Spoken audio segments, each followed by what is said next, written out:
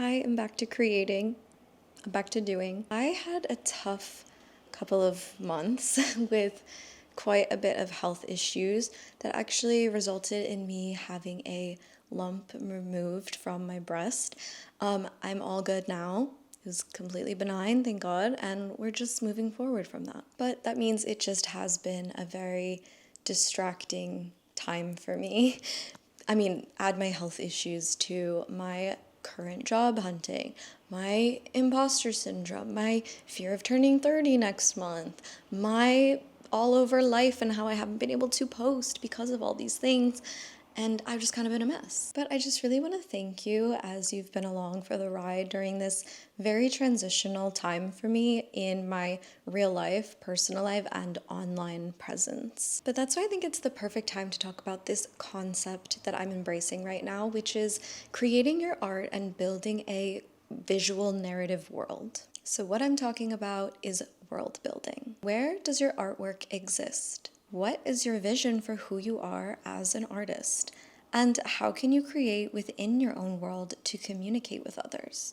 This is what I want to explore. So let's begin by talking about what world building actually is. There is the type of world building that authors do for a story or a book, and that is where they would create an entire world for characters to live in. So maybe their characters have family trees, there's history of the world, there's a land, maybe there's even a language. This is typically done in fantasy works, if you think about those books. But this is the essential background work for the creation of a story. For visual art, that story can be built a little bit differently, but it still kind of has the same tools and ideas. Is your art personal?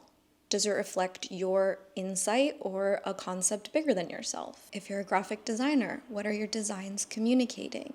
And where can you blur the lines between art and design? Where does that intersect for you? What language is your art speaking? And how do you bring people in and make them want to stay? I want to highlight this concept of world building with a couple of examples. My first example is actually not a visual artist, but rather a singer. Zara Larsson, I think, is a great example of building a visual world, especially when you kind of look at the before and after of her as an artist. I think Zara Larsson's a great example because she's actually been an artist for a very long time and had huge hits, but it's more about her presentation of herself and her art, her music, that has changed and evolved and has now become a big thing. So she's kind of just now getting her recognition. She kind of plays around with the idea of creating a persona, which I think is a fun, interesting idea for world building as well, where you kind of embrace visually yourself as your art and as a reflection of your art, whatever art it is that you are creating. I just find it really interesting that one of her old songs blew up again on TikTok, and then people were adding like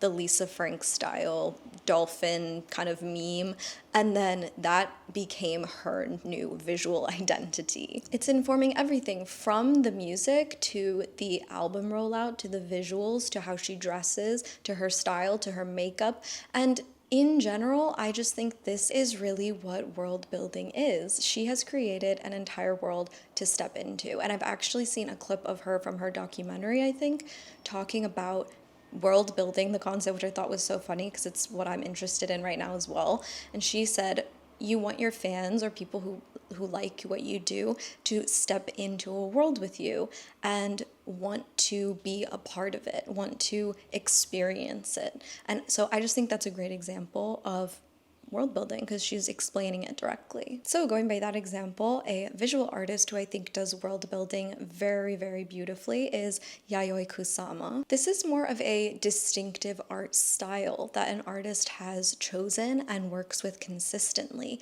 I really love that she has a signature, her dots, and that it kind of grows and evolves throughout her work, even throughout the years. She is someone who has really nailed a concept for her work. It's a great way for her to talk about personal things through her work. And she also does kind of have that like physical persona of her art as well, which I just think is an interesting thing. I don't think it's necessary. I talked about this with a friend recently, and she was like, well, if you do a persona, you're kind of limiting yourself. And that was a good point too.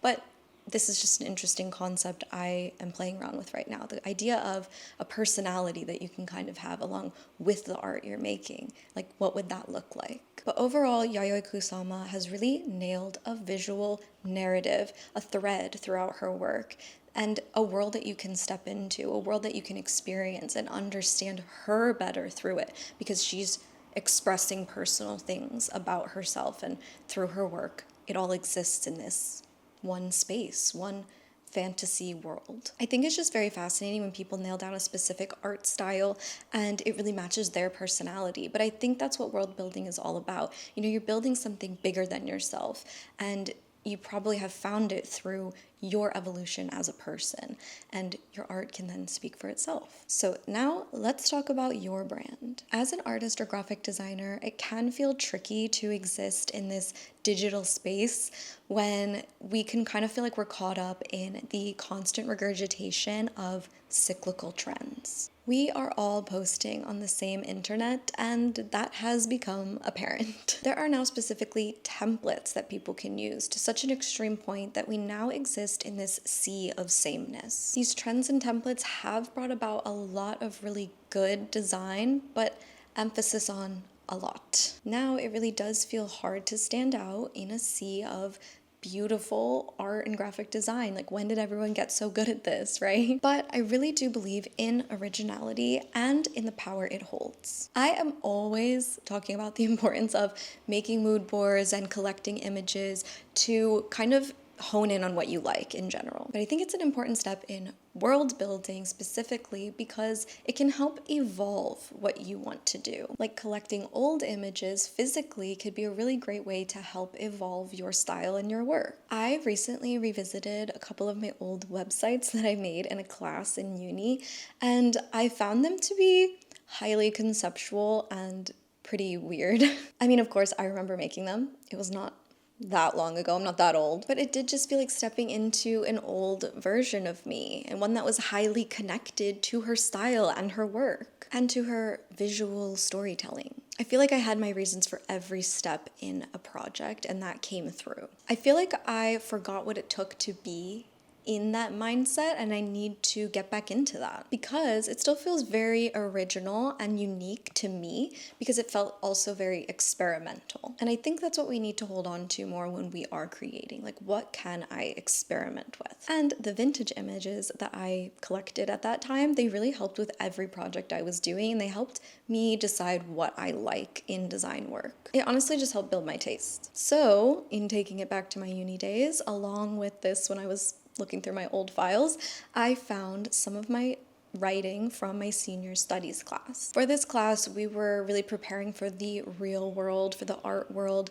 prepping our portfolios, writing about ourselves as artists, doing presentations, things like that. And I wrote an artist statement at the time as a student, so I'm going to read it to you now. I said, "I aim to express heart in my work, whether that is considered beautiful or disgusting. I like to focus on the handmade aspects of design and establish curiosity through various mediums.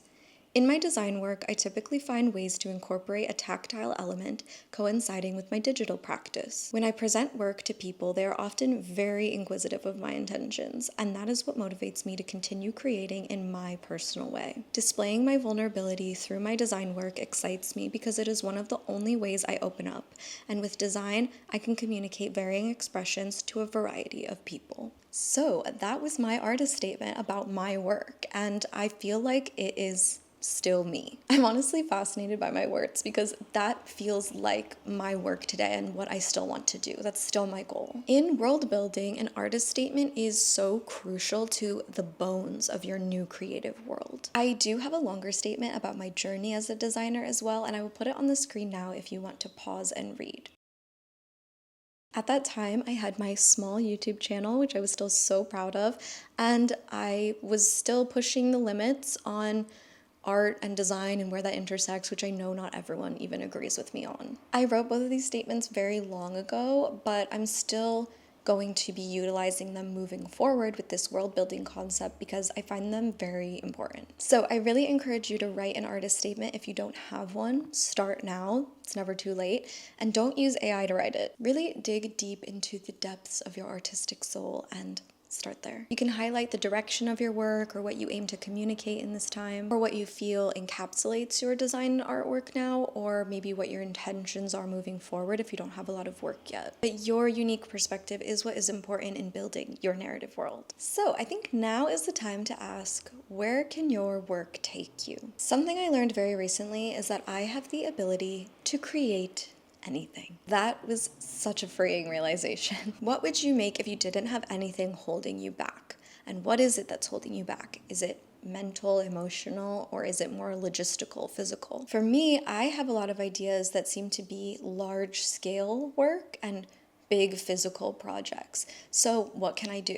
I can start small. I can create prototypes. I think it's really important to just begin. So start small, do the research, create the prototypes. This is still all building your world. Ask yourself, what fits in my designed world, and what in the past that I've created doesn't fit anymore? The best part is you can now move forward creating every idea you have and then see what works. The importance in creating every idea you have right now is that this is what builds your craft. So it can be very messy and experimental, but it can also be very directed if you have strong ideas moving forward with things you just haven't gotten to yet. So in the book Art and Fear, which I cannot recommend enough, I love this book, it talks a lot about being an artist, existing in the real world, and it talks about perfection. And this section on perfection is talking about a ceramics teacher on the first day of school. And it says, ceramics teacher announced on opening day that he was dividing the class into 2 groups. All those on the left side of the studio, he said, would be graded solely on the quantity of work they produced, and all those on the right solely on the quality. His procedure was simple. On the final day of class, he would bring in his bathroom scales and weigh the work of the quantity group.